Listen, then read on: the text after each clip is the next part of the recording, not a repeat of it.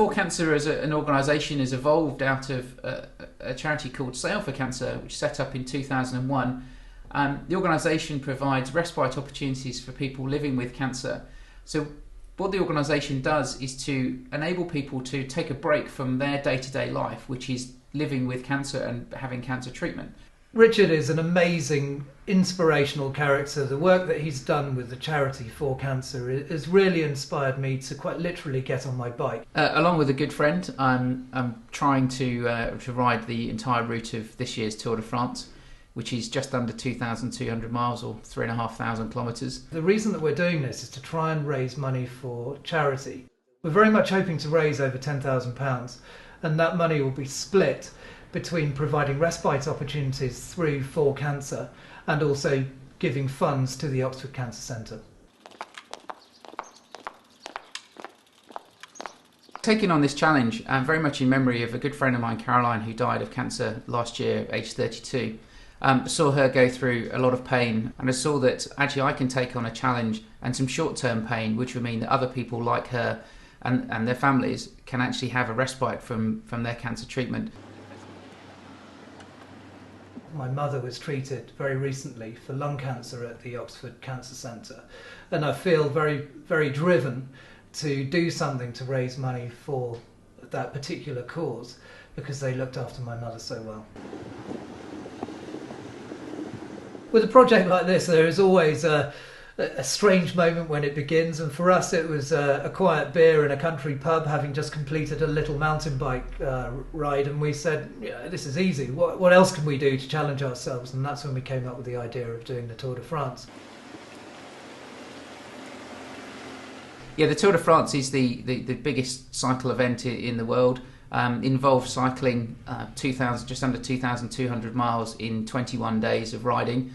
So we take in 6 countries, starting in Monaco, going down to Barcelona in Spain, crossing into Andorra, the Pyrenees, and then riding through central France into Switzerland, Italy, and really being in the saddle for probably about 8 hours a day for 3 weeks. What we're about to undertake is a significant physical challenge, and we've had to prepare very carefully for that.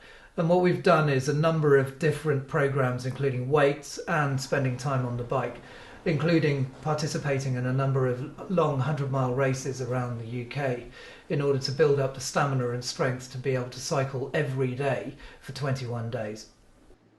We've had to do some things that have been challenging in themselves. It's very well known that cyclists shave their legs, and not wanting to look out of place, we too felt that it was important that we had shaved legs. The other challenges that face us are around chafing. As you can imagine, spending up to 8 or 9 hours in the saddle each day cause a bit of rubbing, and that's going to cause some problems as well, I'm sure. The challenges that we face are physical, mental, emotional. Obviously there is the everyday experience that we'll have of cycling, but behind us I'm leaving a wife and a child, and I'll miss them massively. What happens if I don't make it? Will I be sort of letting people down? Obviously the people that have helped us with the fundraising and some of the sponsors. But it is that psychological challenge of you've just got to get through every single day and make sure we get to the finish in Paris.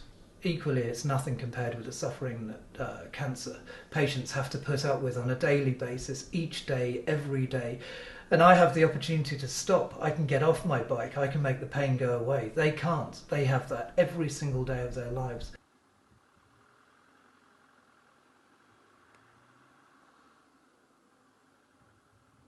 I feel that in today's society there has been so much emphasis on money making for money's sake. I feel that there is a real need for people to do something to help others, to foster community spirit.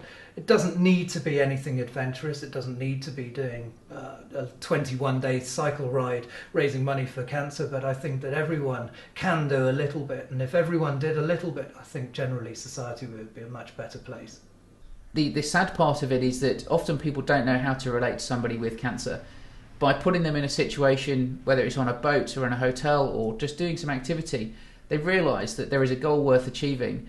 And if they can play tennis one day, then maybe they can look more positively of what happens past cancer and help themselves get over this terrible disease. We leave for our trip on the 27th of June. You can find out more details at www.bikeforcancer.org.